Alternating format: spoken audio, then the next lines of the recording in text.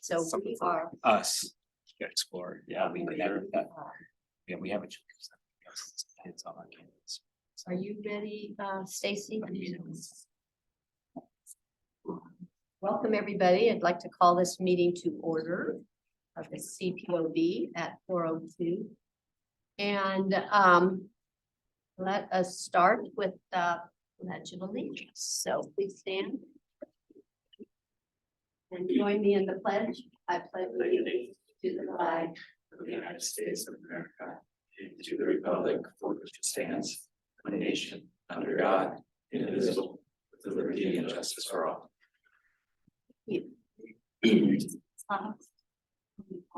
Thank you. Yes. Thank you. Board Member Walker.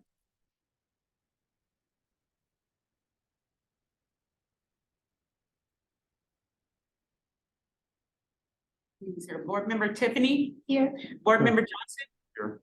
Board Member Duff. This is the Duff without the beard now. Board Member Dement. Here. Board Member Casares. Here. Board Member Blackman. Here. Chair Castanos. Here. Thank you. So are there any additions or deletions to the agenda? That's in front of you now. Hearing none. I'll move on to number 3. Any public comments or items that are not on the agenda? No public comments at this moment. Okay. And I would just like to take a minute to introduce the newest member of our CPOB and give her a chance to introduce herself to all of us.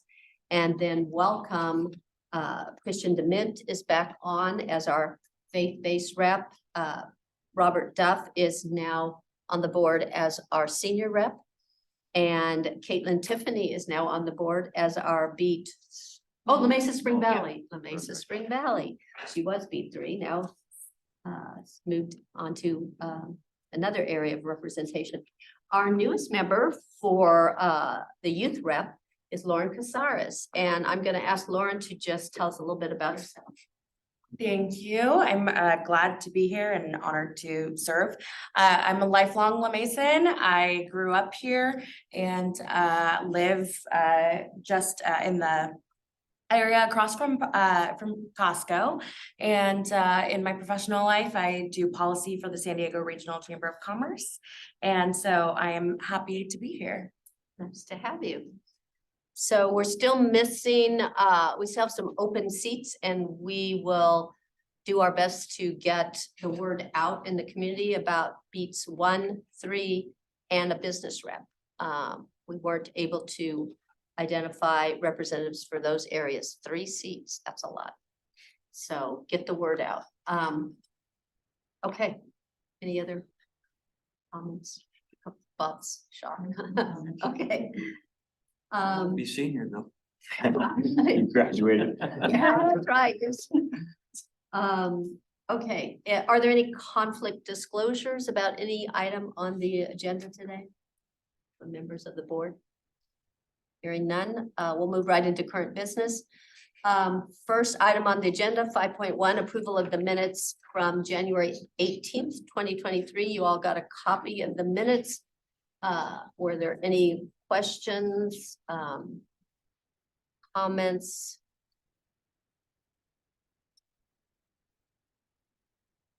I just had a couple of questions about the minutes. On page 3 of the minutes, or in our full stack of the packet is on page 7 of 21, but it says that the CPOB annual report will be presented at the February 14th meeting, city council meeting. That was canceled. Do we just leave it like that? I think we need to edit it. Okay, and Yeah, this was put out before Before that council was- canceled yes, the 14th. So we'll edit that to the 20th. February 28th on that one. And then on the next page 4, the motion, I believe it says review the draft 2022 Community Police Oversight Board annual report and provide feedback as desired. And I believe the motion was actually to approve the 2022 CPOB annual report with minor changes as discussed in the meeting. Is that? Yes. Yes. Yeah, we'll edit that. Okay, and those are the only two things that, and if there's no concern about those changes, we could probably go ahead and approve with the amendments. So anybody want to make a motion to approve these minutes from I'd move to approve them. January I'll 18th? second that. Okay, Board Member Dement made the motion and Board Member Duff seconded it. Board Member Walkup, how do you vote? Abstain. Board Member Tiffany, how do you vote? Abstain. Board Member Johnson, how do you vote? Yes. Board Member Duff, how do you vote? Yes. Board Member Dement, how do you vote? Yes. Board Member Cazares, the abstain. Board Member Blackman, how do you vote? Yes. Chair Castanos, how do you vote? Yes. Motion passes. With members present. Okay, thank you. All right, so next item on the agenda, 5.2, La Mesa Police Department updates. We have Chief Sweeney. Vice Chair, Board, it's good to see everybody. I want to first start off by introducing a few of our newest officers released from training.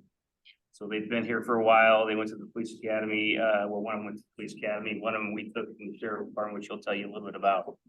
But anyways, it's my pleasure to present. I want them to introduce themselves. You have Marcus Williams here, Officer Marcus Williams, and Officer Rafael Gonzalez. So, Marcus? Hi, everyone. Good afternoon. My name is Marcus Williams. I've been employed with the City of La Mesa since September. Prior to that, as the chief mentioned, I worked for the San Diego County Sheriff's Department. Graduated the academy in May, hung out with them for a little bit, and then lateraled over to La Mesa. I come from a military background. My dad was in the military for 22 years. Was born in Norway, moved around a bunch, 29 Palms, South Carolina, Hawaii, and then here. Lived here for about 15, 16 years, and here I was in San Diego County, not La Mesa specifically, but definitely enjoyed it. Pleasure to meet you all. Look forward to working with you. What prompted you to move from a somewhat department to a real department? Great question. So I did the Explore program with Oversight Police Department back in high school. And it was like a small department. And so after I graduated and I kind of got back into that, I want to work for a small department. And so when I started doing my research, started talking to people that I went to the academy with and kind of just saw how the department treated people even in the academy. I knew this is kind of somewhere where I wanted to be.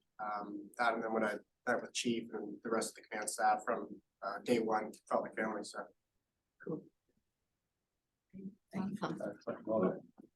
Good afternoon, everyone. I'm Officer Gonzalez. Been employed here with La Mesa since November of 2021. Went to the academy, graduated in May with Officer Williams. We were in the same class. We were in the same section too. Prior to that, I did 4 years at the DoD Police at Naval Base Coronado. So a little over 5 years on my belt in law enforcement. Originally from San Diego, born and raised down in the South County area, Chula Vista area. I also was a resident here, very short time here in La Mesa. While here, definitely love the community, is why I chose La Mesa, is why I'm here. Definitely happy to be here and definitely looking forward to work with everybody. So welcome. All right, thank you guys. Very much, appreciate it. Thank you.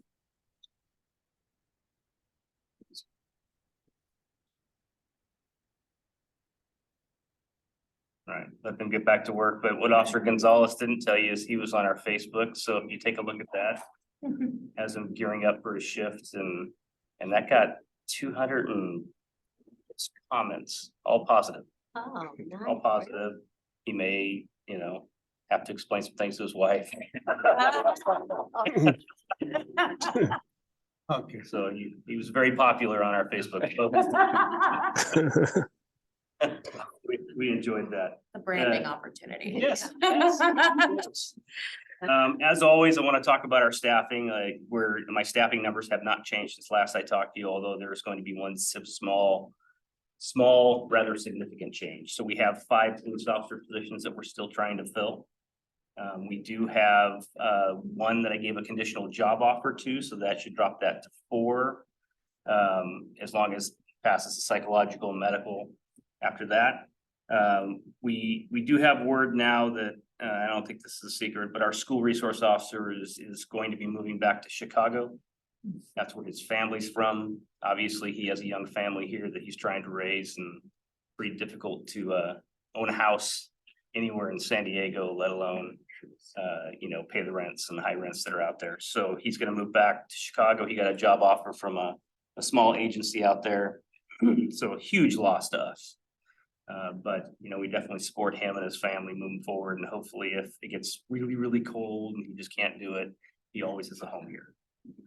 So that's the police officer staffing. We do have one lieutenant position open.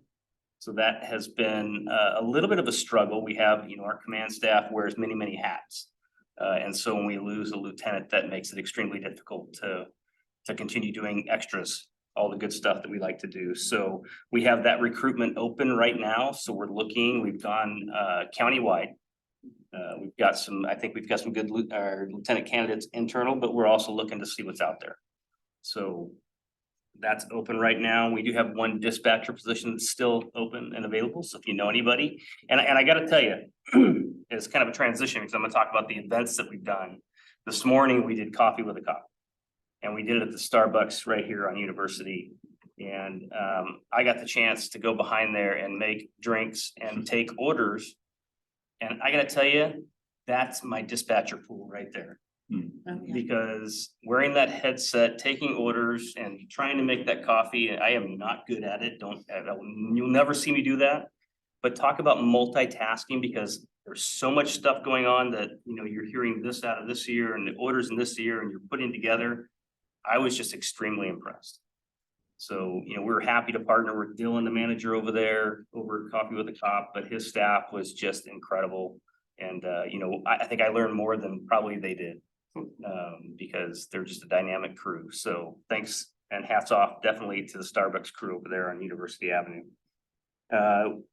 We did a couple things. Last on the 29th of January, I went along and the mayor was there, and Matthew Smiley was with me. We presented about the home program and La Mesa in general and some of the great things that La Mesa and La Mesa Police and the home program are doing to the La Mesa Central Congressional Church. We did that on January 29th. That was well received. We enjoyed it. Went out to pizza with them afterwards and hung out and just had some great community time. I also got a chance to tour with Captain Nicholas, a facility called Second Chance. And Second Chance, I had not heard of it before, but it's basically justice involved individuals that get into this program to really get skills for jobs and homes and things. Just a wonderful program. So we got a chance to interact with the group over there, get a tour, and also see how we can attach our home program and anything that we can do here with that facility. So that was a great time. Where is that Second Chance located? It's right off of Euclid, and Okay, so I can't remember the exact address. Southeast San Diego. Southeast San Diego, Okay. yeah. But that was a great, I got an invite from Francine Maxwell. So she's working over there now. Went to go take a look at the place. Really good.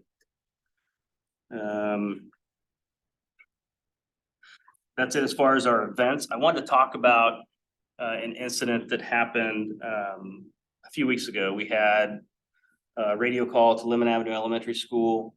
The radio call that we got was that there was an active shooter, that there was one shooter at the school. Obviously, I talked about this before, the difference between being guardians all the time and when to put that warrior hat on. And understanding the difference and when that needs to happen. And I gotta tell you, fortunately, I'll preface it with this, it was a false alarm. It was a training drill that the school was working on that, we talked about and since have had a lot of dialogue with the school, but the call came out for us as real. And I was so extremely impressed with how fast our officers ran out of this building and we're at Lemon Avenue Elementary School, I think less than a minute. We had a ton of officers there and we had entry teams that were going into the school. We had contact teams who were trying to figure out what was going on. We found out fairly quick that this was likely a drill, but we continued to clear just to make sure that it wasn't somebody under duress, obviously. To say it was a great training event, it was a great training event, but I'd rather not do that again. It's good to see our members react. And like I said, the warrior hat was on like that. And they were laser focused to go find whoever was on that campus, potentially hurting our children. Fortunately, like I said, that wasn't the case. So extremely successful, scary event. We went out and talked with the kids and the students the next day, just to kind of make them feel, at home and comfortable, because it's an inevitable thing that when armed police officers come on the school, that's scary. And, you think about just last night, and MSU and all the events that are going on across this nation are just horrific and can happen at any time. The school did a dynamic job. The conversations we had afterwards, hats off to them. We appreciate it. We're working on a dynamic of working with the schools as we move forward. Captain Runge, as I mentioned in the last meeting, is working on putting together a community active shooter training. That'll be like a video and some in-person presentations that we're going to be looking at doing this year. I think it's just a matter of getting educated, because a lot of people don't understand what happens when something like that occurs, and the response maybe that we'll have, or the response that they should have. There's been a lot of training. You hear run, hide, fight. That's always a good thing. But schools are in lockdown, so it's a little bit different dynamic when you're in school. And thank goodness they jumped on it, and those kids were locked down immediately. And they wouldn't even let us in, so that's good. So anyways, that is one of the events that we experienced. We're always continuing to have that open dialogue and conversation and the training within our department here to make sure people are ready for that moment. And I got to tell you, as a chief, it was one of the proudest moments of being a chief, is to see, I was giving a tour to one of our newest staff members. And when you heard that call, gotta go. Yeah. And this building was completely cleared out. So good stuff. Fortunately, not an issue that, nobody wants to deal with. So would you say our schools are well equipped to be able to lock doors and secure windows, or is there still work to do on the physical aspect of safety? I would always defer that to the schools. Okay, yeah, so we'll have to check that out. Yeah. Yeah, I can tell you that we work very closely with them to make sure that if there's a, crime prevention through environmental design, things that we can do to help out as far as those recommendations. All the schools have Knox box keys where fire and police can get into. But there's always going to be some learning moments, yeah. I think, for everybody. Because the bottom line for us, if we need to get in, this is recorded, so if we need to get in, we're getting in. Yeah. Whether that's driving a car over the fence or whatever it is, we're gonna get in there. We'll figure it out later. But the school was secure. It was very secure. Hey, Chief, Yes. if you have a call such as that, is there in the system with like a mutual aid where you guys get the SO and San Diego come in automatically? That's a great question. So we all monitor each other's radio frequencies. All of our dispatch centers do. So that day we had San Diego Sheriff, San Diego PD, everybody was on the way. We had a helicopter here within a matter of minutes. But San Diego Sheriffs and San Diego PD they were self-deploying, they were coming. So that's typical in one of these instances. If we hear it on our air, we're going to somewhere else within the county, but it's our county mutual aid protocol. We know, especially when you hear that buzzword of active shooter, that everybody's coming to help you. So just, that's the biggest training for our commanders, is be prepared to receive that. Just change the heartbeat level. Nobody needed coffee that day. Yeah. I just happened to be at the stoplight at the corner when that call happened. I counted 16 cars went by. Yeah. And I did think, after things settled down, I realized you don't want to have those opportunities, or I guess you can take advantage of that opportunity because now you've seen how you've reacted. Right. Were there any places where you felt like, oh, that we could shore that up, or as I reflect now, we need to change how we did that. Were there any of those lessons? I mean, you were talking about how positive it was. Were there any that were like, oh, that fell through the cracks? No, that's a great point. I don't think anything fell through the cracks in this instance and people did what they needed to do. I think we shored up communication with the school and how we can quickly resolve that this is not what we think it is. And so that was just a communications piece. Great. And so, yeah, I mean, we did our after action on it just as well as the schools did. And then, I had a conversation with the superintendent and the director of security over there. So we talked about what we did, what we could do better, the typical after action review. And I think we both learned lessons. Yeah. Any other questions? I don't know if you have more to go That was into. it. That was it. Any questions for the chief about anything in general? All right, well, thank you, Chief. Oh, I'm sorry. Go ahead. Okay, Michaela? Yes, yes. I did just have one quick question. I'm doing this based off of memory. I recall us speaking about having an active trainer or active shooter training for the public. Is that something that's still going to be initiated? Yeah, that's what I just mentioned. The Captain Runge is working on that active shooter community presentation. So we're still working on that, planning for that this year. Okay. Okay, gotcha. Thank you. So sometimes, like we're looking at like next fall or Probably summer, fall Okay. timeframe. Yeah, some, okay, that's a lot of work. it is a lot of work. Like I said, we're -1 lieutenant, but Yeah. I've got some very sharp staff. Captain Runge doesn't have much to do, so. Not at all. No. All right, well, thank you for that report. Thank you. Appreciate it. So the independent police auditor updates, 5.3 on the agenda. Rick Rasmussen. We initiated a new audit yesterday. Internal Affairs closed out one of their cases. So we've just started on that. Everything else is running pretty smoothly. Haven't noted any trends, any potential problem areas. Like I said, IA got on the case quickly, and we hope to be able to arrive at our conclusion equally quickly. I'll be out there on Monday for anybody that would like to get together in one of the small group meetings. Just coordinate with Lynn. That's all on my end. So I think we have 3 so far. 3, that are so confirmed. you've each received an email from Lynn mentioning, hopefully you got one, mentioning that Rick Rasmussen is going to be here to discuss his work. And if any of you, whoever can come, I know it's 10 o'clock or 11 o'clock, and that's kind of midday work day. So it's a little bit tough for those of you who have regular work schedule, but if you can get away and be here for that, that would be great. There are 2 meetings scheduled, so we can, if everybody on the CPOB wants to attend, there's room where we can divide up and attend without going over our quorum. In the date. It's the 20th, is that right?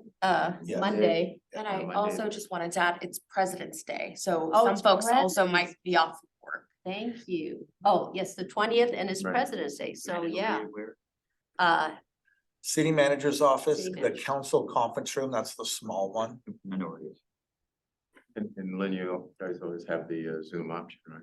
Absolutely. Zoom option We for- can make a Zoom option. Yeah. We haven't talked about that, but we can definitely make Yeah. that available.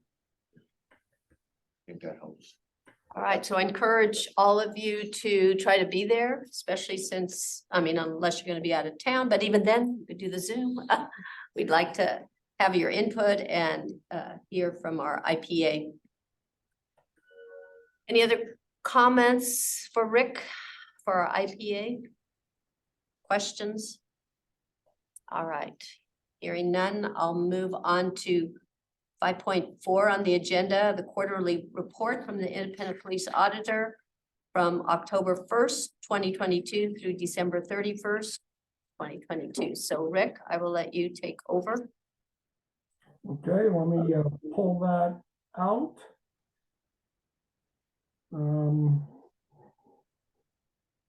Any questions on the report?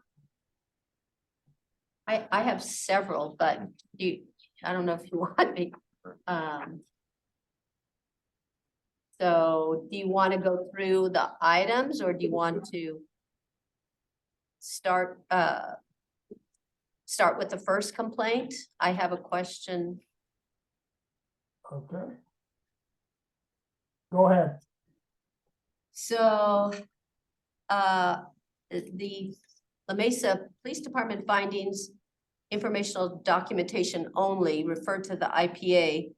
The IPA met with the complainant to resolve his concerns. So I'm just wondering why the police department had informational documentation only. Did the complainant refuse in contact with the police department? What was the reason? All right, will you give me the page number so I can pull up and read what you're reading? The date is January 7th, 2022.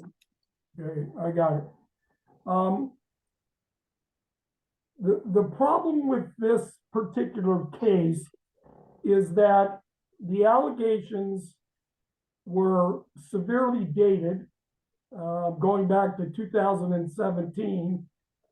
A number of the employees named in the initial complaint had retired or had moved to other agencies, including at least one that had moved out of state. And it seemed like the best division of labor for us to do it. The complainant himself did not want to speak with the PD,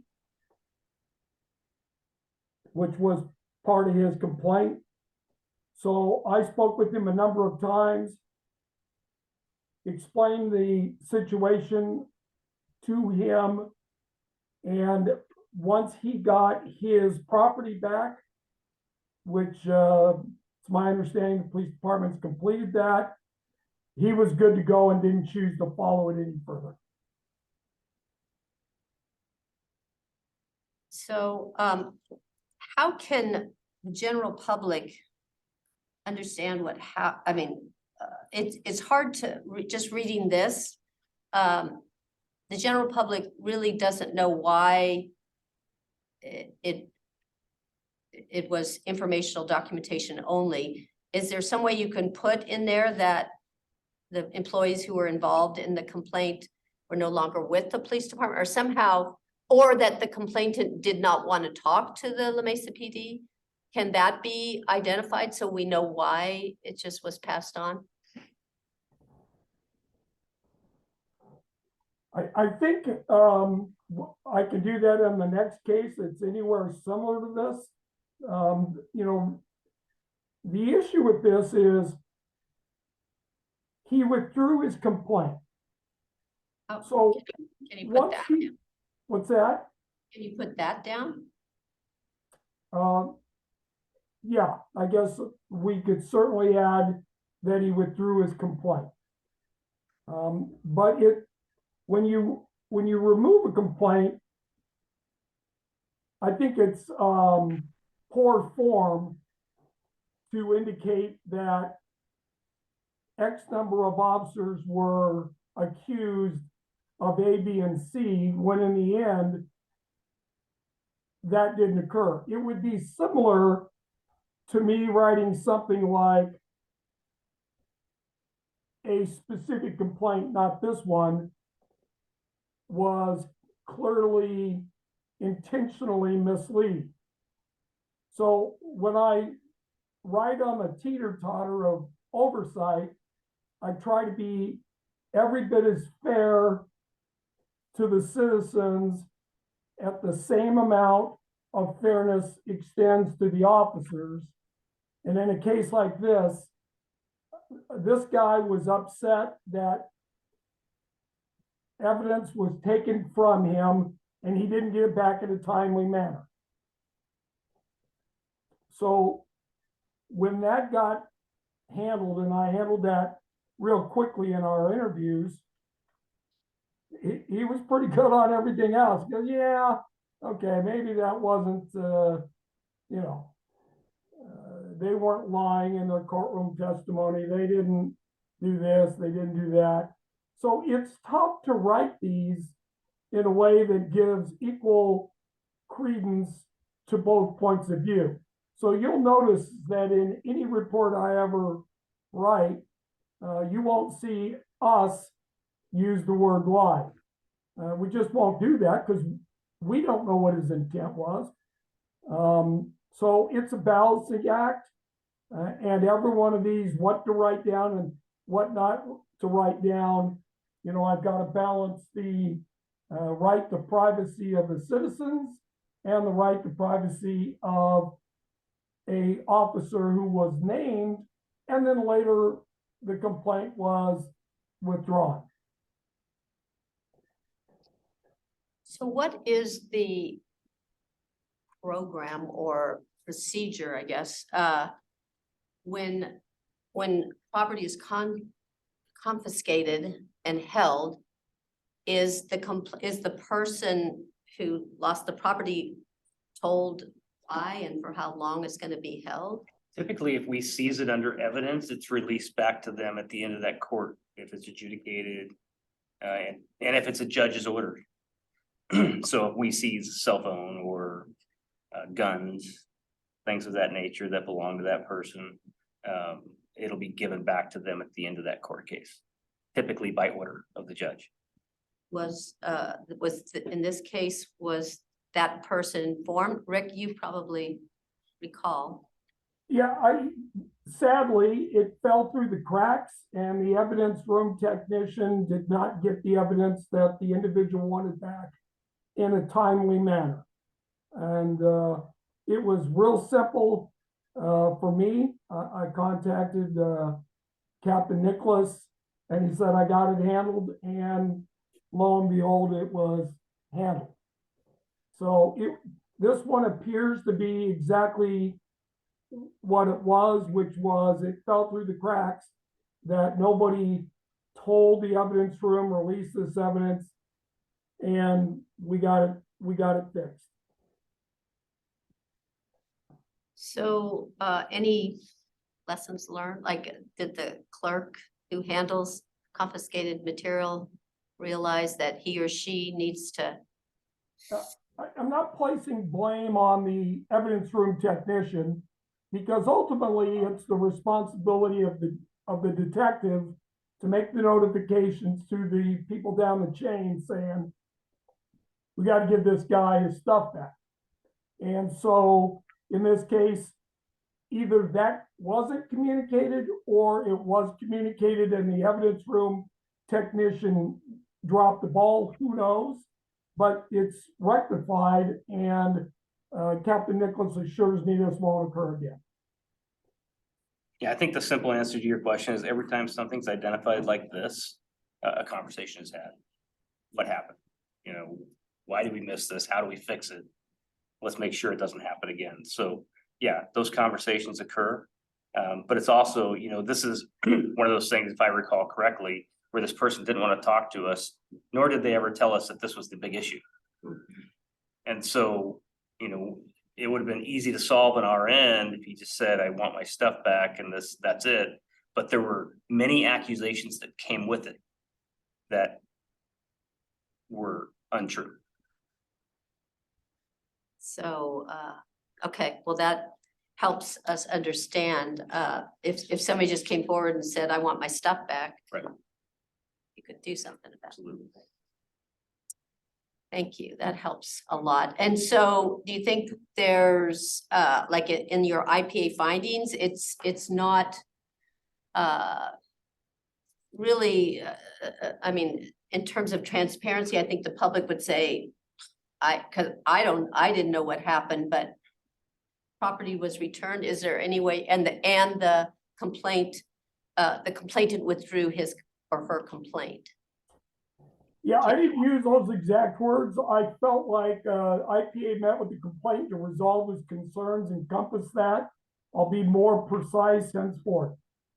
Okay, that would help, just because I want people to know, you know, that it was resolved, because right now it just looks like Mesa PD didn't want to deal with it, turned it over to you, you talked to them, and it was easily resolved, and that's not really the case at all. I mean, it doesn't look good for the police department, I think, the way it's written. Just, you know, Okay, again, that wasn't my intention either. I know, I generally share that privately with the chief. okay, thank you for understanding. All right, the second complaint is January 21st, 2022. And again, the findings say informational documentation only. I don't know why. Administratively declined. I don't know why. Well, this one's fairly straightforward. A mental health evaluation, euphemistically known as a 5150, was verified, and therefore the PD obviously is going to document it only because the individual in question here was having an episode, and that was confirmed by other witnesses. So to go any further into it, it would be, I think, would needlessly expose this citizen to grief within the community, her own life. It's just, these happen. No one likes, and it's I think one of the hardest things that officers have to do is to make this determination. But in this case, the individual was medically judged as having an episode, and the police department followed their procedures to the letter. And it's a tough one to write up because it's not a fun complaint for anybody. It's not fun for the citizen, and it's certainly not fun for the responding officers and medical staff that were there that day. So, I wrote it the best way I could write this so as to not embarrass anybody. So Rick, I've got a question about it too. So, so the person was definitely having an episode. So who evaluated? We had a PERT team, PERT member there? Or No, you had the EMTs. EMTs. EMT. Okay. Can that be put down? So I mean, everything could be put down, absolutely. I can give you some background on this that may just help clarify. But anytime we detain somebody for 5150, typically it's either done by a PERT clinician or an officer on scene. So we have the ability to place somebody on a 5150 detention based on what we hear and what we see. There's credible third-party statements. All these things come into effect when it comes to taking somebody's rights away from them, take them to the hospital for a mandatory mental health evaluation. This case, I believe it was the officer that determined that she met the criteria for 5150, handcuffed her, like our policy says, and took her to the hospital. The complaint, by reading it there, was that, I'm a good person and I shouldn't have been handcuffed, and now my thumb hurts. And so when you review the body worn camera, the officers did everything that they were supposed to do. They checked the tightness of the handcuffs. They made sure that she was treated humanely, that she was able to bring things from her house. These are all things that are in our policy. Listen, you're not under arrest. You're being detained right now. You're taken to a hospital so you can take some things with you. These are all things that the officers did. So, we look at it on its face, it's informational only. She talked to her, she's frustrated. I get it. She had a mental health crisis. She got help. So when she was in a more sound mind, comes back and says, well, okay, I'm upset because this shouldn't have happened to me. And it's an unfortunate situation. Like Rick was saying, it's hard to document. This was an informational only. I mean, I've just given you everything and basically that's in there. But Yeah, but I mean, the thing is we look at these, whether it's body worn camera, officers' reports, other body worn cameras. For people that were there, it was the accusation was false arrest. Nobody's arrested in this case. This was a mental health detention, so that Nobody in and of itself doesn't exist. And I think, yeah, false arrest, so, and that could even be something that in the IPA findings, no one was arrested, would be helpful, just to know, she claimed false, or he claimed false arrest. No one was arrested. That makes sense why it's administratively declined. There was no there.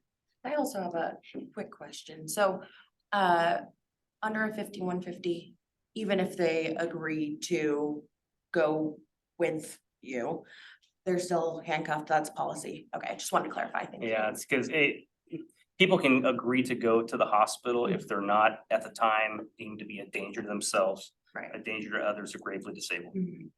Once we categorize them in one of those three categories, they are legally detained by us. Got it. So we have to handcuff them. That makes And I can tell you many examples where officers were trying to be kind and unhandcuff somebody at a hospital thinking they were gonna be okay, and it just did not go well. But Thanks for clarifying. You're I welcome. just didn't know the policy. Absolutely. Isn't there a requirement that a person would be, prior to being arrested, be Mirandized? No. It's a great question, but then again, we go back to, this is not an arrest, That's my point. right? This It is was an arrest, a no detention, report. and Miranda's another subject, because typically, in order for us to have to Mirandize somebody, we arrest them, we move them, we want to talk to them about a crime. We don't want to talk to them or ask them any questions, then we just don't. I think we have the attorney hand up, so. Okay, Caroline? Hi, yeah, I just wanted to jump in to provide some context on this report and the scope of this discussion, especially for our new member. So I think what's helpful to remember here is that our IPA doesn't audit every single complaint that is received by him and the LMPD. There's in your policies and the ordinance, there's certain complaints that automatically go to the IPA for an audit, like incidents involving uses of force or officer involved shootings, but other complaints are being documented here sort of for your edification to see what's coming in and how LMPD is handling them. And so where the IPA finding says administratively declined, that's because it doesn't meet the standards of an automatic audit. So he's not going to look further at those. But as you may remember, you guys also have the power to request a discretionary audit if you think it's really important. So one sort of the purpose of this discussion, as I see it, is to understand from Rick the nature of these complaints and how they've been handled. And if there's one that you really think necessitates further review in an audit, you could request that of the auditor. But I think he's trying to explain why in certain cases he declined to audit because it didn't meet the necessary guidelines. Correct me if I'm wrong, Rick, but I just wanted to put this in context. Very well said. I'm still learning here, but I think one of the things, maybe a more general view of what maybe Janet's trying to look at is, as we read them, I see that there's a health evaluation of 5150, and then the response is administratively declined.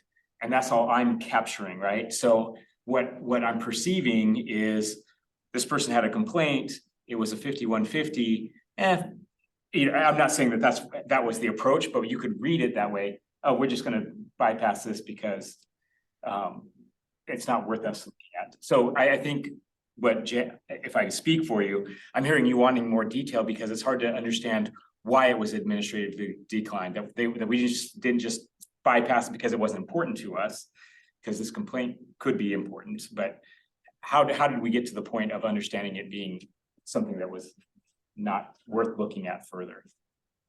I don't know if I articulated that well. I'm trying to manage myself. Exactly what when I just say read administratively declined, it would be helpful to know no one was arrested. I mean, that doesn't come across here. Well, maybe, and let me offer a solution, because when Rick gets it and they look at it, they're looking at what we did. So if in our synopsis, we put in there was no arrest. This was a medical health detention, and I think it's the same thing. It's, unintended. We put whatever, everything that was in there is what we did. It was per policy. The thought is, well, it was within policy. But I hear what you're saying. And so we can explain the fact that there was no arrest. This was a mental health crisis detention only. Therefore, it was informationally documented only. Yeah. Does that make sense? That makes sense. And as someone who's dealt with public records from my work in government, the more we can give them the first time, the less likely, more public records and documentation regarding the incident will come up. So, sometimes it means a little bit more work up front to avoid a lot more work in the long run. So I think that would make sense. Yeah, I think they're all points well taken. And this is, obviously something that's an easy fix in my mind. I do want to point out that there is a glossary of some of these terms on the page before, which I also missed when we first started this discussion, and I had a question about informational documentation only, but those terms are defined on the previous page. So, I mean, it's up to you guys if you think that this is if those definitions are clear enough, but perhaps that might help. Well, answer some I read questions as well. those. I read those trying to understand what happened, and I still didn't understand what happened. So I was lacking the information that no one was arrested. So if that was just put in, that makes sense. So yeah, I just think we're getting the findings, but we're not clear why, and that's what I kept asking. Well, what happened here? I think the first sentence where it says placed in protective custody, I felt sufficed and covered what occurred. So next time that I get a 5150 allegation, I'll make sure that one of the sentences includes the individual was not arrested. Right, because you're using the brain of a law enforcement officer and we're using the brain of citizens, and we didn't pick that up at all. So yeah, that makes sense. Thank you for understanding. Any other questions on this particular item? The next one on 21322, again, audit completed are the IPA findings. That's not one of the explanation of findings. This one occurred after the end of the last quarter. So the audit's completed and it'll be reported upon in the next quarterly report.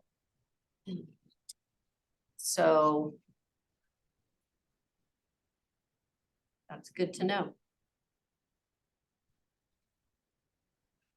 For purposes of future agendas, for this particular agenda, I think we got a little ambitious with the number of items that we placed on it. I think for future agendas, when we do quarterly reports, I'm gonna condense the agenda down a little bit if we're gonna discuss them in the level of detail that's been discussed tonight, just for purposes of time. I think, Sorry, yeah, I mean, it's yeah, I think that would be a good idea, just moving forward. a good idea. I don't know, so you're thinking we're not gonna get through the rest? Well, we're at 10 minutes left of an hour. In the future, I think I'm gonna condense the agenda down when there's a quarterly report, just so you have enough ample time to go through each quarterly report.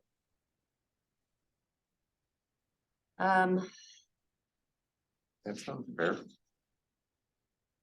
Less than, Yeah. So, yeah, there's administratively declined or the next three.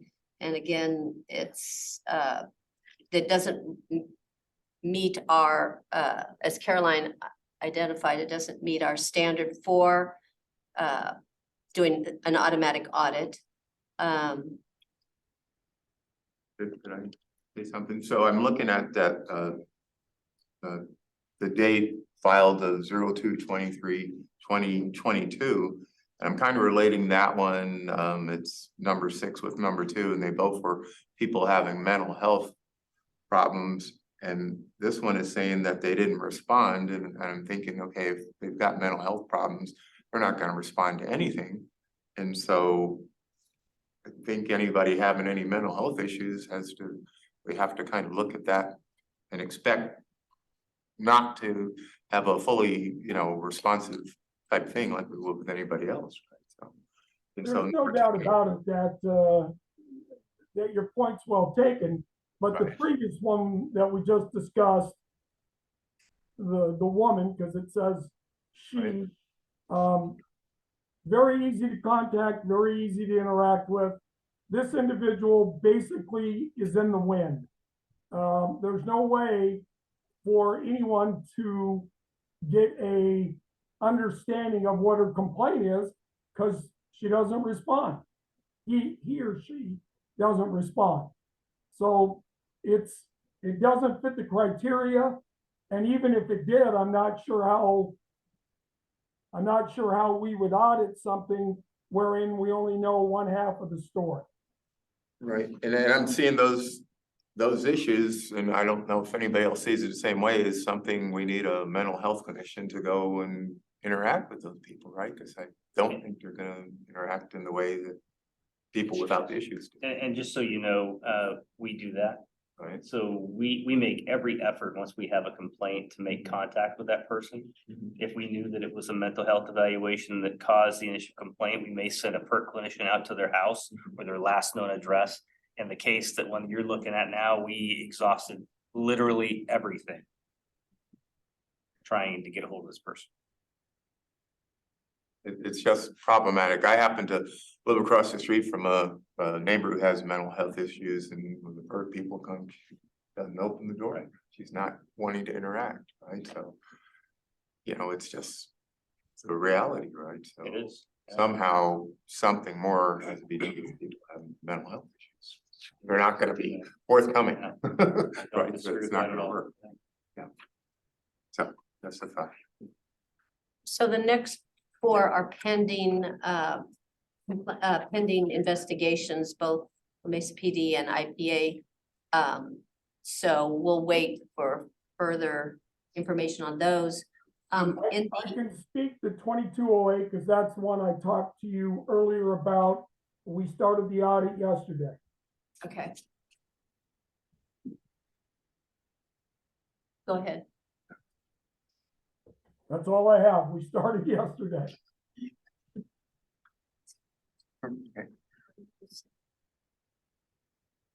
Okay, so in the recommendations, I just have a question for the chief. One of the sentences about middle of the paragraph, it's recommended once a complaint is received, the LMPD transmit a copy of the complaint to the IPA. Is that, I thought, That's all done through LEFTA now. oh, okay, through that. That's the computerized system that we have that we didn't have before. Okay, so, but then does the IPA contact the citizen and let them know? That's you guys do that. We do that. Okay, so, that's the sentence that, Unless they don't want to talk to us, yeah, right? right. So, but initially, the complaint comes, he sees it, but PD follows up. with Typically, the- we get a complaint, it'll go into our LEFTA system.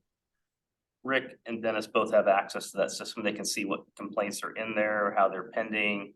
And then we finish that complaint. All of our documentation, video, audio, everything that we've done goes into that system where they have access to it. So that's how that typically works. When we come to the end of a complaint, the conclusion, the findings, then I send a letter to the complainant from my office, letting them know what the outcome was. Okay, that's what I thought.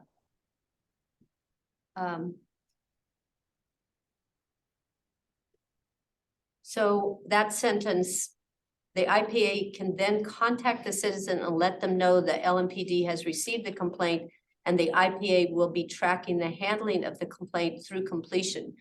Rick, do you actually contact the citizen right up front while the LMPD is still involved in the investigation, or is that after? And that's one of the things that I'm going to discuss with the chief. Because Dennis recommends that much like the PD sending the letter saying, we got your complaint, Dennis believes that when it's audit worthy, that we send them a letter saying your case qualifies to be audited. I just haven't had a chance to sit down with the chief and discuss that recommendation. But that's what it's saying here. And I do want to also clarify that when we set it up this way in the task force, that one of the thought processes was that we wanted the LMPD to do the internal affairs investigation, so that was also something that was going to be robust, that the police department was doing a robust investigation, and that's why I went the LMPD IA and then to the IPA. So anyway, I'll let you two discuss this recommendation because it did seem different than what, we had originally planned. All right, anything else, any other questions for Rick about this quarterly report? Hearing none.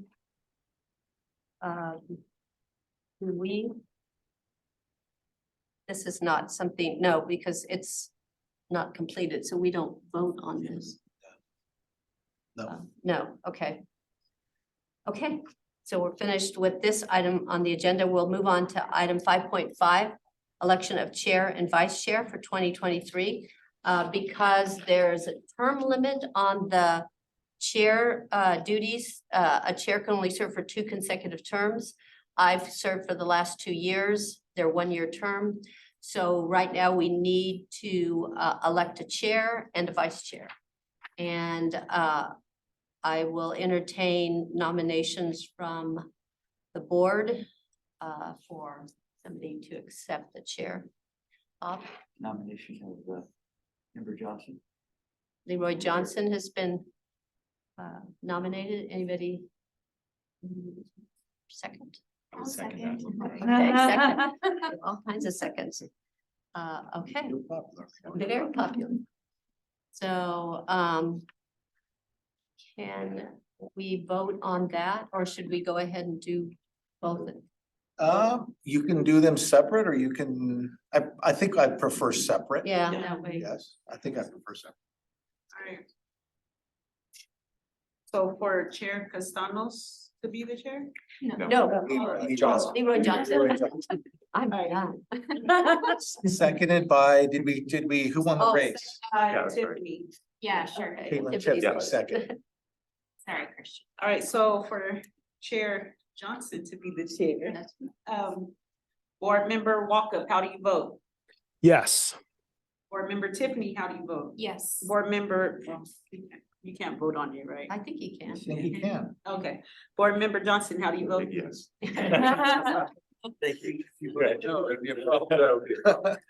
Member Duff, how do you vote? Yes. Board Member Dement, how do you vote? Yes. Board Member Casares, how do you vote? Yes. Board Member Blackman, how do you vote? Yes. Chair Castanos, or I'll go Member with Castanos. How do you vote? Yes. Motion carries with all board members voting yes. So I'm just gonna finish this item up and then I'll turn it over to you, but we also need to vote for a vice chair. So we can accept nominations from the floor for a vice chair.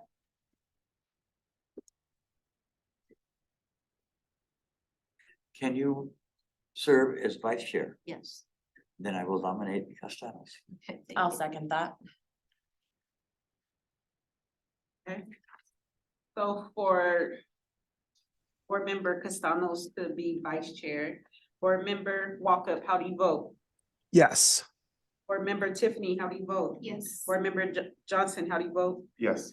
Board Member Duff, how do you vote? Yes. Board Member Dement, how do you vote? Yes. Board Member Casares, how do you vote? Yes. Board Member Blackman, how do you vote? Yes. And Vice Chair Castanos? how do you vote? Yeah. Motion carries with all board members voting yes. Thank you. It's no easy position, either of them. Thank you. Congratulations. All right. All right, All right. Leroy, you're on. All right, so our next item is 5.6, the LMPD complaint form update. Yeah, Chair, I would be happy to discuss that if you'd like. Sure. So we found a couple issues with the complaint form that have come up, mostly in relation to SB2. So for those that aren't familiar with SB2, I'll give you the quick background. That's the Senate bill that passed for certification of police officers, to where officers have to be licensed basically now to be police officers. That license can also be taken away if there's 9 certain things that fall into a category: dishonesty, bias. So I just pretty much everything you see on this complaint form, in a way, the officer can have their license revoked. Well, once that went into effect, Post formed a commission. The state of California formed a commission. Post is sitting on that. Post collects all of this information. So when SB2 went into effect, what happened is, now if somebody even says that an officer was biased, or makes an allegation of sexual assault, or makes an allegation of dishonesty, before we can even start the investigation, we have to now report that to Post. Now, Post has a portal called Mark 43 where they accept all of these, and I can tell you that it's crazy. And you know, I say that based on my experience and talking to you, is that anybody that fills out this form can check whatever box they want. And we have seen in numerous ones that you've been debriefed on where people just check every single box. And that really doesn't get down to the root of what their complaint is.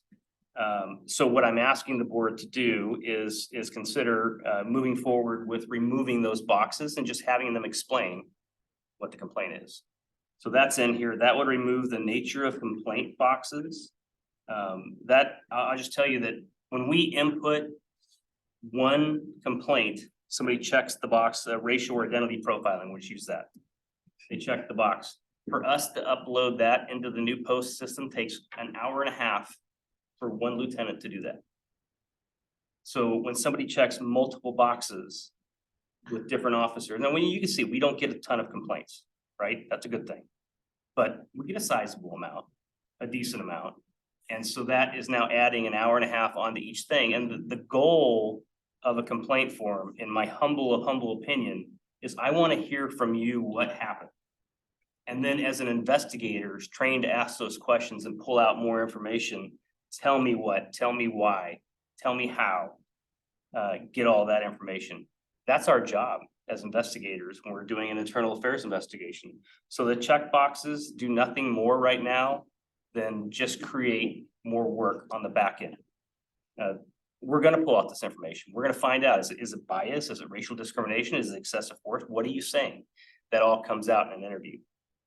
So I'm asking that those boxes be removed from here. We would then also remove them from our forms. So not only on the CPOB website in this form, but on ours, since they're the same.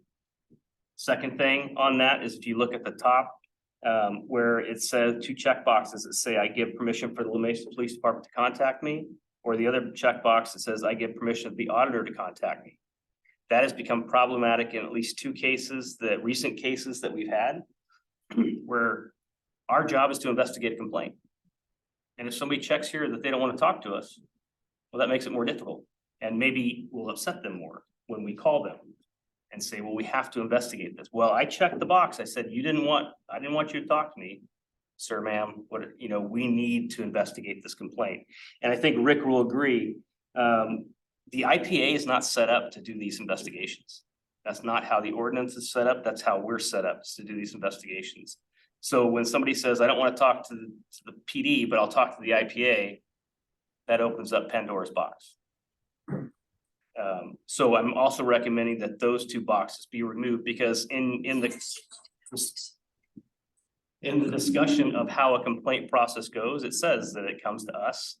We make calls, we do the investigation. If it meets the threshold of the automatic audits within the ordinance, then it goes to the IPA, but the CPOB can at any time ask for an audit. So if we take those 2 boxes out, it makes it so much simpler. It doesn't put us into a quandary as to calling Rick and saying, hey, Rick, somebody doesn't want us to investigate this, even though that's what we're supposed to do. So that's the suggestion, is to remove those boxes from the form. And that's been verified with our general counsel that it's not an issue for them. Because they're writing their information, that's enough that they're giving permission without having a checkbox there. Did that make sense? I'm sorry. Kind of like by filling out this form, you're giving us permission to. Right, right. Investigate. And it might be, yeah. Like at the top, it kind of says that, Kind of but does, maybe yeah. like, They don't have to respond. right. Yeah. But yeah, if we could It's just double personal check with information. Caroline that. I'm sorry. Yeah, I think it's fine to remove those boxes, and I agree with Chief Sweeney that a box, what if someone were to only check the permission box for the auditor, that would sort of disrupt the intended course of the investigation and audit process. I don't think it's necessary for a person to have to provide consent to be contacted as a legal matter and they're submitting the complaint form. An alternative might be just having one box that says I give permission to be contacted for more information, and leave blank by whom, but then you run the risk of someone not checking the box and then the complaint never gets followed up on, and it might not be clear to the complainant that their complaint isn't going to go anywhere if they aren't able to provide follow-up. So I think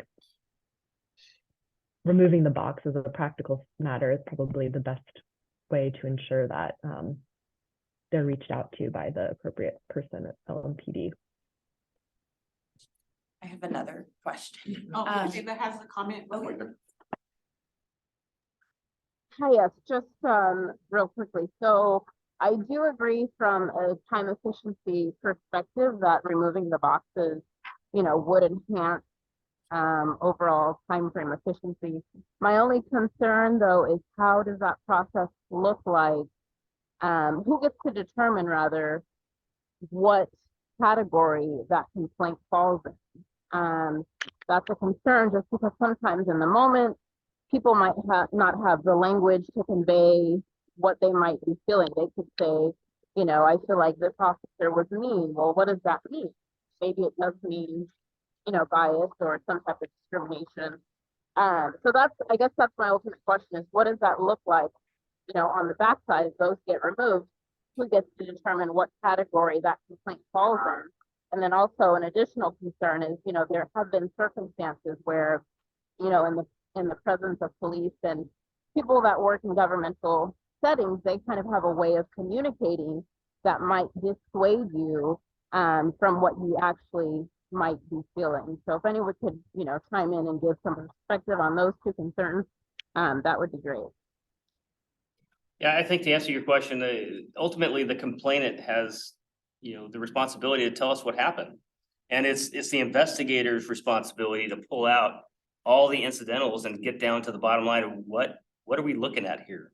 Are we looking at racial discrimination? Are we looking at excessive force? I think those would come out pretty quick from people. We've seen it in investigations, but we're not trying to throw, and I hear what you're saying, Michaela, we're not trying to throw words in people's mouths. And I think that's, historically happened maybe across this nation, but we want to get down to the bottom of what is this complaint about? Are you upset because you got pulled over? Do you think you were racially profiled? Did you get pulled out of the car and taken to the ground? You thought that was excessive? We want to know. We want to know what that is. And I think it's incumbent upon us as a police department to be able to ask those questions and be transparent with not only the police oversight board at the end, but we have to get to the bottom line, because what's going to happen is if a complainant comes to us and they go through the process and they're not satisfied, they're going to come to you. So just following up on Michaela's question, if they wrote a description of the incident and included all the details, would it automatically trigger a look at the body cam? Oh, yeah.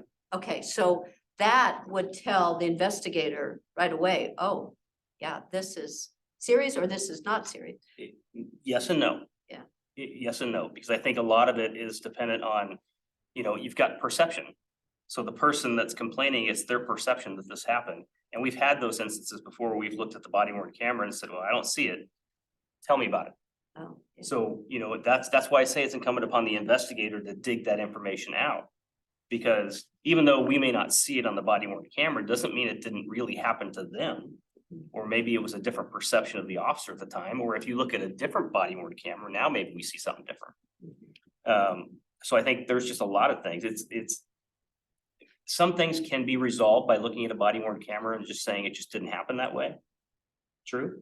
But an IA investigation is a serious thing. When you make an accusation such as any of these on here, we want to know. We want to turn that rock over. And if there's any truth to it, then we want to tackle that. So that's the investigator's point, is to dig and dig and dig until the truth comes out, not change somebody's mind for sure. Lauren, did you still have a question? Yes. So it's more of a clarification question. It's not possible to make an anonymous complaint. It is possible to make an It is possible. Okay. It is. So on this form, it just wasn't clear. So I wasn't sure if maybe it would make sense to, if when they're filling out this form, again, I'm so new to this. So if there was an option for a checkbox that says, I wish to remain anonymous, just because I don't see it on. Yeah, no, that makes sense. I mean, they'll typically write in there anonymous. Right. And send it in. Okay. Great. So, yeah, if they don't want their name on there, then they just won't put it on, and that makes it difficult, because it may not be a contact number, but at least it gives us something to look into. Hard to investigate when you don't know. True, but, Right. and then going back to Janet's point, if we get somebody that puts that, they're anonymous, they say, I was pulled over on this date by this officer, and this is what happened. Pull it I'm anonymous, we can pull that body worn camera, we can take a look. Council Chief Petty has a comment. Yes, I don't want to interrupt the flow of discussion, but I do want to say that I don't feel quite equipped to advise the board yet on Chief Sweeney's first recommendation about removing the nature of complaint boxes. I wasn't aware that the concern arose out of SB2, and I certainly appreciate the administratability concerns of the chief and sort of the bureaucratic nightmare that this box might cause for you all. But I think it might be necessary for me, if this is helpful advice for the board, to look more closely at SB2 and better understand what the sort of reporting obligations are of LMPD, and to better understand how the board can aid the public in the sort of transparency and ease of reporting that they would like, without also inundating the LMPD with extra work. So in order to advise the board, basically, I would like to be able to have more time to look at this issue and its legal implications. And understand this too, I'm not just saying this is just too much work, we don't want to do it. I'm also saying that we want to pull this information out of the complainant. And it has been just so simple to check a box. Yet when we talk to somebody who's checked every box, I think Rick just went over one, where, hey, I just want my property back. Why'd you check every box? Because it was there. And I was mad, and that happened. So it's kind of like you're getting both, and then SB2 kicks in. So yeah, absolutely. I mean, I think it sort of depends on SB2 and whether it requires the reporting of any allegations of the nature of these boxes or findings, and so I think it requires a closer Caroline, scrutiny. do you want to push this to the next meeting? That would be helpful from my perspective. I would like to be able to advise the board on this if they're willing to postpone this. Could we just do a temporary fix and then bring this up on the next board meeting? I'm just concerned about what this means for the chief. I know we really tried to rush to have it on the agenda just because it's really challenging for the department. I mean, but also if you look at it from a public perspective, if then we're saying we're rushing this, that doesn't look good. So is it worth it? Especially if our legal counsel is now saying that she wants to look at it in more detail. I'm so sorry I that wonder this is what- probably making your life harder, but Do other police departments have all of this? Some do, most don't. So they probably are adjusting it as well. Yeah, I think everybody's looking at it right now Yeah. as to making the bottom, you want to get the truth out of somebody. You don't want to just have boxes or it's like having a dartboard and you just start throwing darts. I'll take all of those. So the part that I think of too is sometimes you don't have the language. It's helpful to have like, oh, excessive force, that's what I'm thinking It's like a about. word You know what I mean? What's that? It's like a word bank. Right, exactly. So I'm not saying maybe it doesn't be, and this could be a further conversation, but. And also if English is not your primary language, do we have this in other forms or how do we? When somebody is then said, give us a narrative, right? And it's not in English. Maybe sometimes these words are helpful to express what maybe you don't know how to express. I'm just thinking of the various ways that you might engage this. You hate for it to be abused, which I think is when you're looking up, oh, I'm just gonna check every box.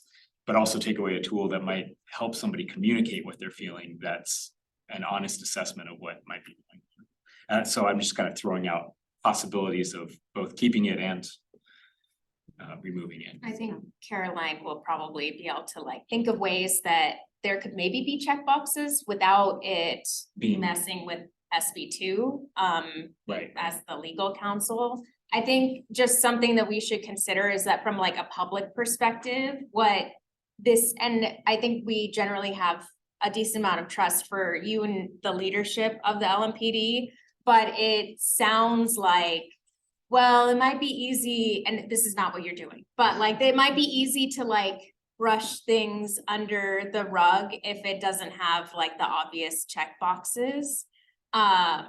So like what Michaela was saying, if it's unclear whether it was racial profiling or not from just the written, right? Then it might not end up going to the IPA. When we get the summary for the CPOB, it might not be clear.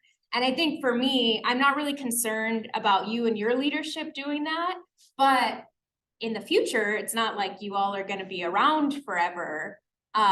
Making sure that culture of the internal affairs investigations remains to like have very high standards of teasing that out and being willing to have the transparency and willingness to work with the IPA and the CPOB to if it comes out, and even if it's not necessarily like it's unfounded, but it still gets passed on, and that willingness like will continue in the future, if that makes sense.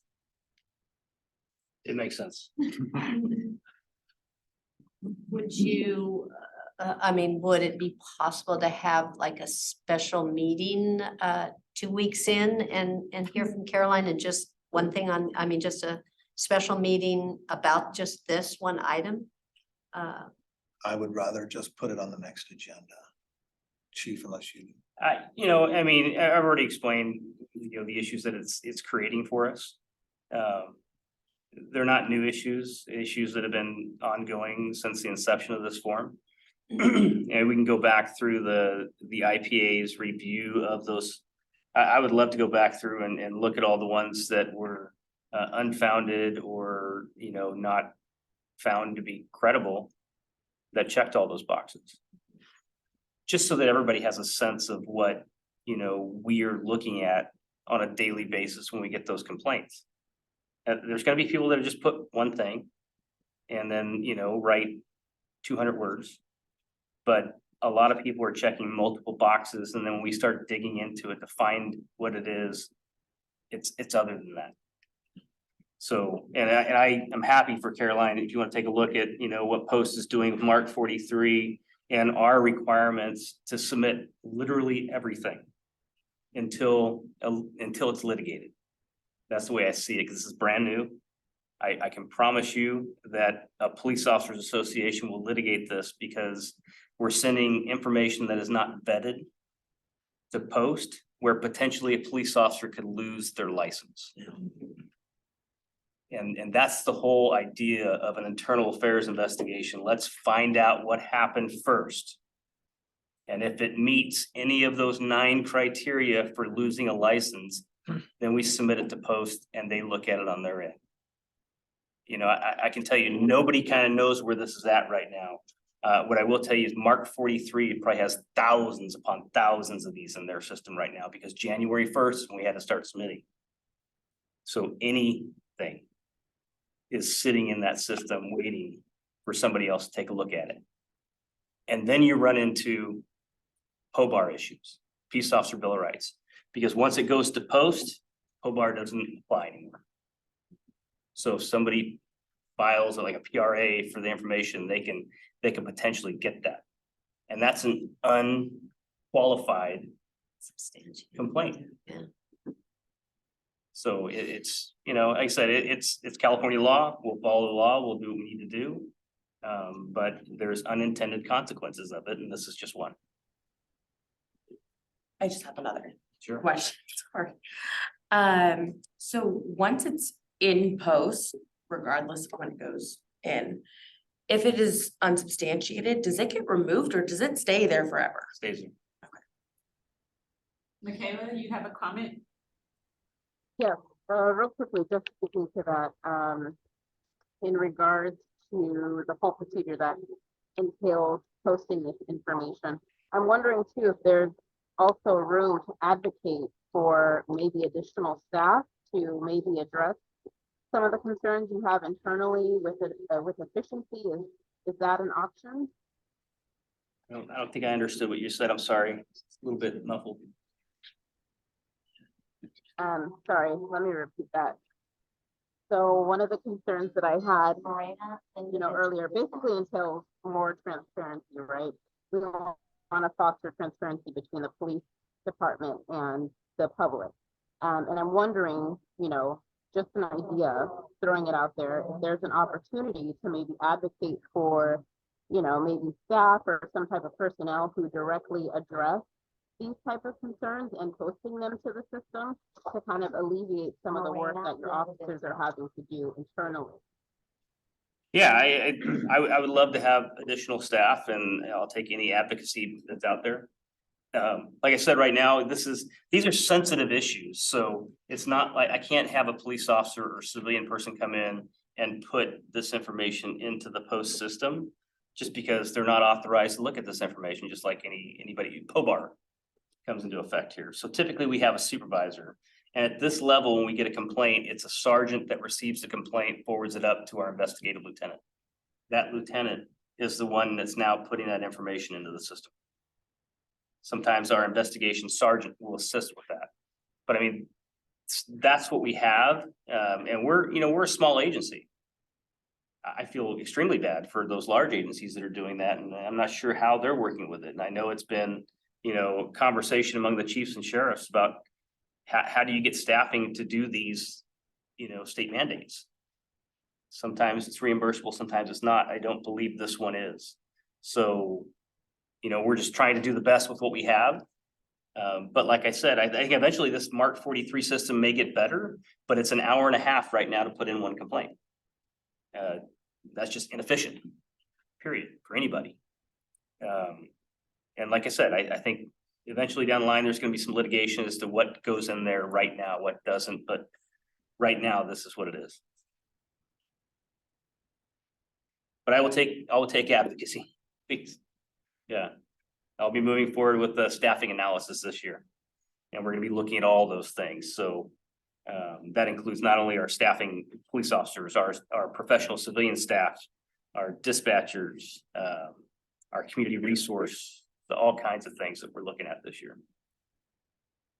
The chief is bringing this back to the next meeting acceptable to you? Is that, or are you looking at a special meeting? I would rather not, but if the board would like to do that, I understand.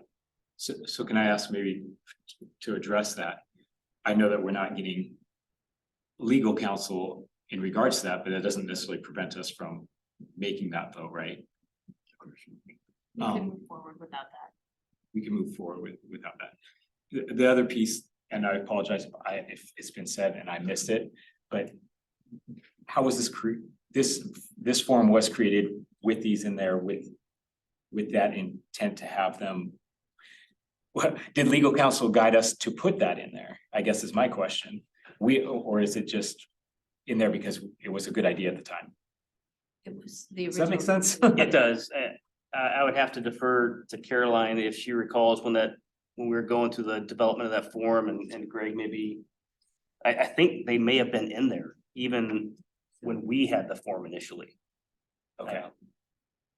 Like, we're not undoing something that was suggested to us because that would be legally the right thing to do. No, I don't think we had any involvement with the So inclusion. it was just this is the way we kind of want to communicate Yeah. this. We'd like to see this communication. So we're just kind of looking at undoing it. We didn't do it because Well, it legally was. even when we created our complaint forms, they have these. Yeah, okay. But then again, there Looking at wasn't, the history on it helps. you know, we weren't running into the issues that we're running into now. So what, I guess what I'm wondering is, I guess we could do there's a couple of ideas. We can take them both out and then next meeting we could look at possibly, depending on what Caroline comes up with, maybe putting some different checkbox or the same ones in. Or we can at least take one of them out, maybe the one that says I give permission to contact me. Those could be taken out because there's no question about that. I don't know. I think we need to help in some way here. I mean, we can start with that one. I think move that's- to approve the removal of the check boxes that provide permission for contact from the police department and the IPA from the complaint form. I second. Board Member Walkup, how do you vote? Yes. Board Member Tiffany, how do you vote? Yes. Chair Johnson, or you'll be last, I'm sorry, it's out of order now. Board Member Duff, how do you vote? Yes. Board Member Dement, how do you vote? Yes. Board Member Cazades, how do you vote? Yes. Board Member Blackman, how do you vote? Yes. Vice Chair McDonald, how do you vote? Yeah. Chair Johnson, how do you vote? Yes. Motion passes with all board members voting yes. Okay, so then our next two options are either remove them and then see if Caroline has suggestions to potentially add something back in next month, or just move it to next month are our two options. And could I just add, I'm not looking for a third option, but just. If we remove it and council discovers within a week's time, this is not a good thing to do, or whatever it is, that could we then call to make a change more immediately than having to wait a month to reverse that? Does that get problematic? I just, We could, from my standpoint, the special meeting becomes problematic only because we're so short-staffed right now in the city manager's office. And there are some budget constraints that I have to think about with that. If that aside, if that will help the chief to do that special meeting, I'm on board to doing it. If you want to have a special meeting, there's just administrative and budgetary constraints. I have to all I'm think saying about. is if we vote to remove it, and then we discover Yeah. 5 days from now, that's a terrible thing to do. I don't know why that would happen, but it could, that we might be able to reverse that sooner than waiting a month. I guess was my only concern. So it's just our friends on the screen they're our friends, they're expensive friends. Yes. Both Rick and Ms. Chiappé. And possibly, I'm sorry, Rick, were you trying to say something? No, possibly, I don't think removing them is gonna be a problem, except as we had talked about, it makes it hard for people whose primary language is in English, people who don't find the words. If we take that out as is and ask Caroline to give us recommendations at our next meeting, maybe we add something back in that doesn't look exactly like this. But Like a maybe, word bank without check. I like the idea of with word bank, just, these are. Yeah. and- Or even like a glossary, just Yeah. of definitions of what Mhm. these things mean. yeah, that would help. Because sometimes a word just like sounds Right. intense, so it's like, oh, I Yeah, think mine will be prioritized. Yeah. Which is the same idea of checking all the check boxes, because you think it'll be prioritized if you do that. If you have a definition.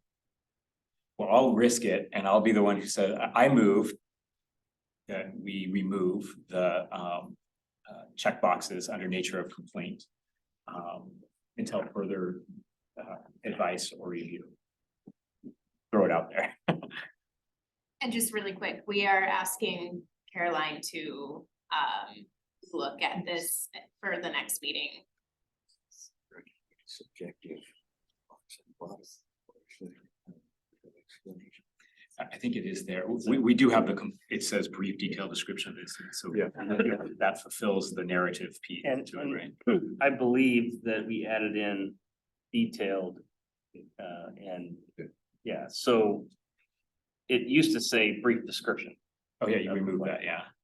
and now it says brief detailed description and nature of incident. And if you take out the check boxes, you could probably add more lines. Yeah, and then, like I said, I just want to reassure the board, we want to make this work. I can assure you that our investigators are going to be asking the questions to get detailed. And I know you're not sitting in an interview room with me, and I know there's going to be different commands. I get that, but we're setting a culture here. And that culture is to get to the truth. That's the bottom line.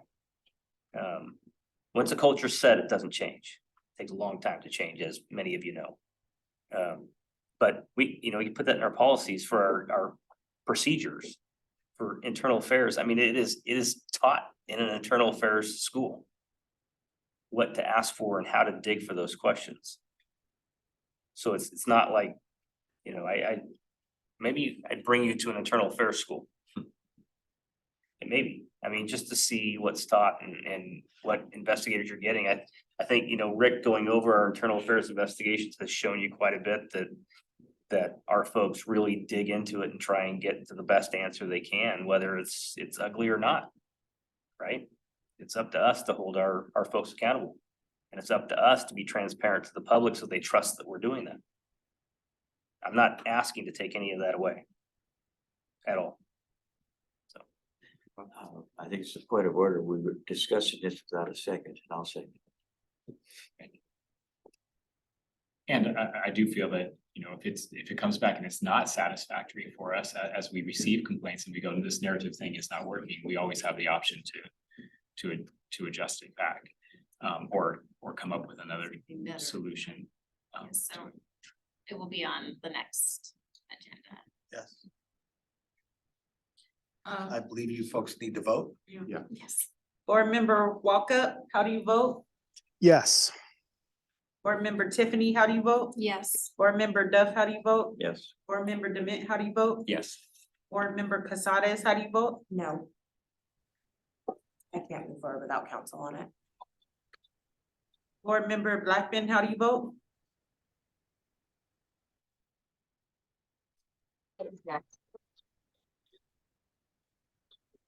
Vice Chair Costanos, how do you vote? Yes. Chair Johnson, how do you vote? Yes. Motion carries with board members. Sorry, my phone lost service real quick. I wanted to vote no. Okay. Motion carries with board members Casares and Blackman voted no, and everyone else voting yes. Do we think we can get through the mediation policy in 20 minutes? The only reason I ask is I have to be at planning commission or the meeting does not occur. If not, we're definitely gonna have to move the remaining items to the next meeting. But if you think you can get through the mediation policy in about 20 minutes, we could give it a shot. Probably not. I don't think we can. You probably can't. Can I just say, like 2 words about the survey? The survey's out, as I mentioned, it was gonna go out. It's online, it's on Facebook, it's at the school districts, it's I emailed a few people, I emailed to the city, but I need them to forward it to everybody on this board, and then you forward it out to your groups. Okay, I can do that. Okay. That's it. Thank you. Vice, I gotta get used to calling you vice chair now. That's right. Then, ready to, well, we're gonna go to, Let's go to committee reports and I staff. apologize. I have to go pick up a kid Yes. before it closes. Is that gonna be problematic if I need to? I think we're gonna run through these last few really quickly. So If you anybody need to have go. committee reports? I don't Anybody think have- there's anything we're voting No. on Yeah, either. yeah, so- we're not voting on it. Okay. Yeah. We've got 2 minutes we might make. Yeah, like 2 minutes. Yes. So number 6, committee reports. I don't believe we have any. Number 7, staff and board member announcements. I was just gonna announce what Rick already announced, that he's gonna be here on the 20th. There's those 2 appointments, but Rick already did that, so that's all I have. And then Yashika Sylvester, former board member, invited us to April is Sexual Assault Awareness and Prevention Month, and she wanted to invite us to proclamation ceremony taking place at Marine Corps Recruiting Depot on April 4th. She's gonna send the invitation to maybe probably you, Sure. yeah. And then you'll get it out to all. I will do that. Okay. Item number 8 then is adjournment of our meeting. All right, adjourned at 17.